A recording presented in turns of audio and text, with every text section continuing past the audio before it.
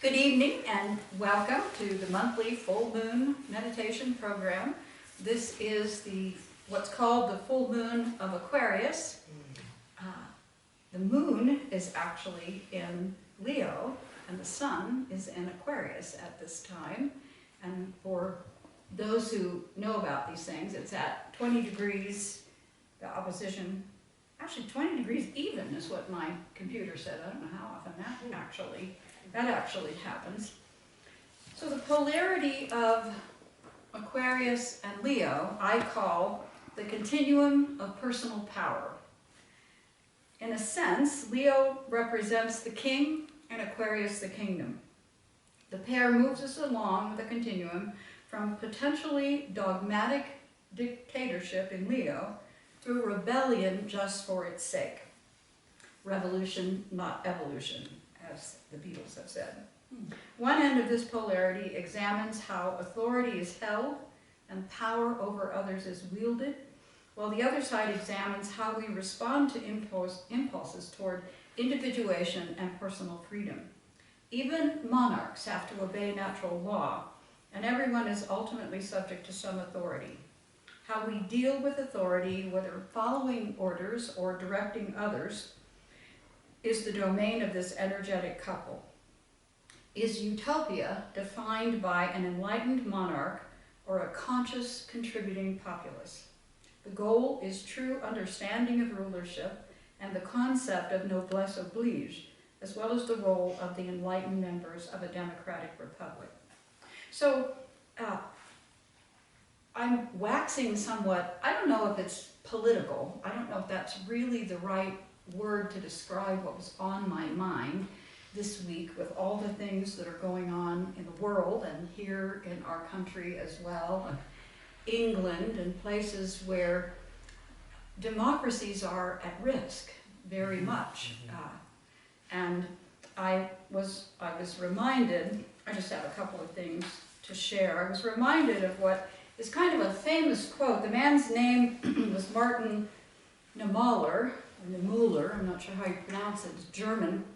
And he was a German during the time of the Nazis, and at the very beginning he thought the Third Reich was a good idea until things started to happen. There's extra chairs, so please come in. And at the end, he was a person who,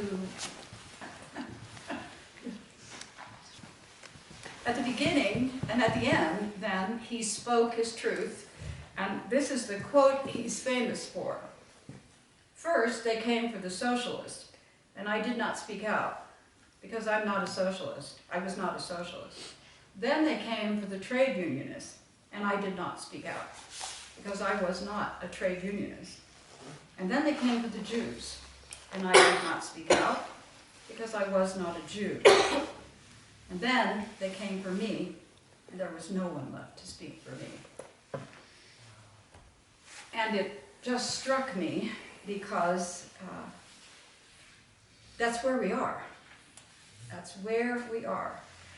And I have been deliberating, and a friend of mine, some of you may know she used to live here, Anne Marie Brown, posted something on Facebook today, and I read the articles by a woman, Turkish woman. I don't think I can do justice to her name. Yeah, the first name is spelled Ece, Tamil Curran. That's about the best I could do. And this interview, I believe she wrote a book called How to Lose a Country in 7 Easy Steps. And the article is worthwhile. I'll probably share it. I didn't share it on Facebook, but I'm going to go back and do it. But where is she from again? Turkey. Okay. I don't know where she lives now. She's a novelist, very famous novelist. I had not heard from her, and a political commentator. And she has spoken out, and she recently said what it took Erdogan decades to do, Boris Johnson did in months, practically destroying the democracy in England, and that's what we're witnessing here. And it was interesting. I just wanted to, she said a couple of things that really struck me in this article. One truth is that you cannot really know what populism is until you experience it. Populism is the act of politicizing and mobilizing ignorance to the point of political and moral insanity. I couldn't have said better with my own experience of what's going on in this country right now. At the end of the interview, the interviewer said, "What gives you hope for the future?" And she said, "I'm not a big fan of the word hope. I'm a big fan of the word determination. Being determined is a moral position. When you depend on hope, you are lazy." Wow. So, it's where we are. When I was growing up and found out what happened in Germany during the time of the Nazis, my whole life I have said, I hope that if I had been there, I would have been a person that would have hidden those who were trying to escape. I would have been like the founders of UU, who put the symbol of our chalice in their window to protect people so they knew it was a safe house and they could escape. And I just feel this sense of, I don't know what the right word is. It isn't necessarily sometimes about going out and trying to save the world, but I really believe that we have to speak our truth. I saw something else today. I can't remember who shared this. I think it was Christine Harris, one of my daughter's teacher friends. It had a pie graph, and it said in 2016, 65 million people voted for Hillary, 62 million people voted for Trump, and 92 million people didn't vote at all. So, I don't know, I didn't mean for this to be a pep talk other than since I'm here. It's very Aquarian, and the principle is the point. Aquarius is very much at its core about the quest for freedom, the quest for individualism. And often that impulse in immature souls causes someone to just rebel, to want to break down an existing structure just for the sake of it, without any idea of what might be better to replace it. And so we see that in many ways, and recently we've seen, I can't remember what the state was now, that had this big gun rights march where all the people were marching in the streets with their guns. I don't remember what the state was. And in that state, was it Virginia? Virginia. Something like 78% of the people want gun reform, want legislation, and yet here were all these people marching in the streets saying, "You're going to have to take my cold fingers off my gun." So I don't know what it means, and yet here we are at the beginning of the age of Aquarius, and it's part of what happens. And everyone who's ever written about this speaks about the ages like a great wheel. And at the cogs of that wheel, sometimes it's called a mill that grounds out the time of the ages. But at the beginning, at the juncture of two, it's always seen as perilous, because the shift from one dispensation of energy that's lasted for more than 2,000 years shifts to a new one. So the old doesn't want to let go, and the new is new, and we don't know how to experience it. So what we are seeing in the world is a lot of chaos, is a lot of people in the streets, and repressive governments trying to squash that expression for freedom and democracy, which ultimately rises up. Even in China this week, we saw maybe unprecedented demonstrations over the death of the doctor who sounded the alarm for this virus, and the police silenced him, and now he died. And so there was this enormous outpouring, even in China, which is so repressive right now.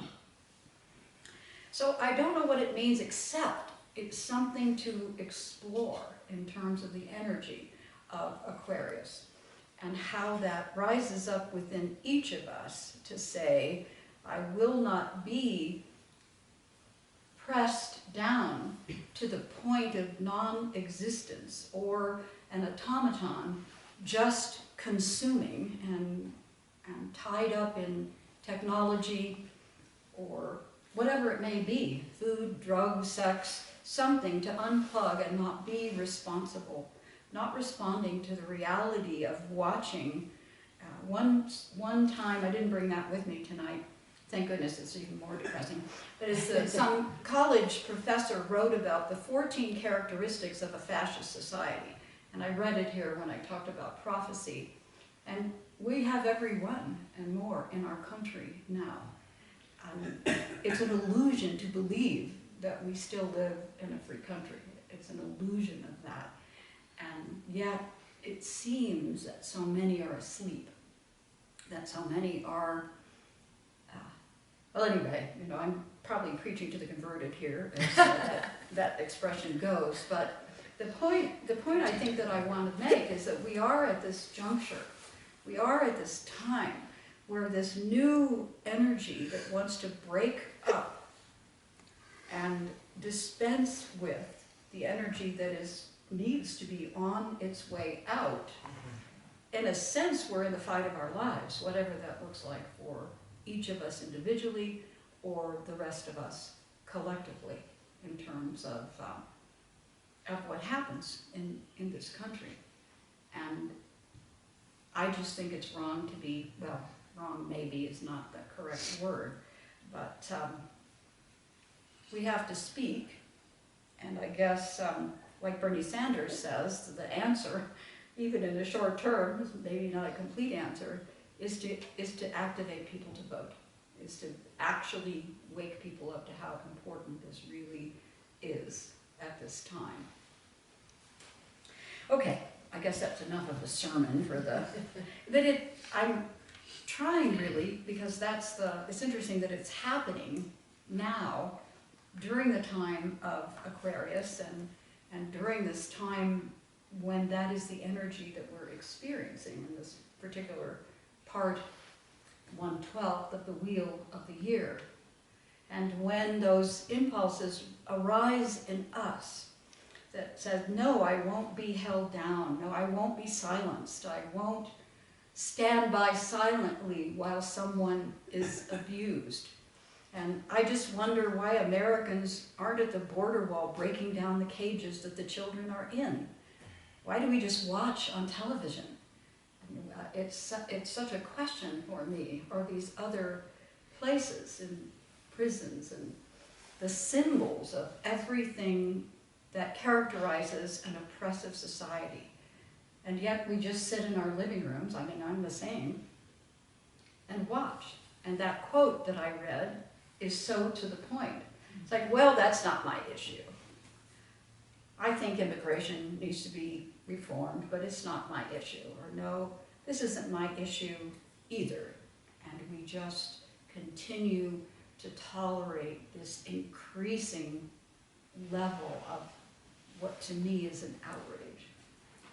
So at what point does it tip? At what point does it come when we're all in the streets saying, enough, we won't take it anymore?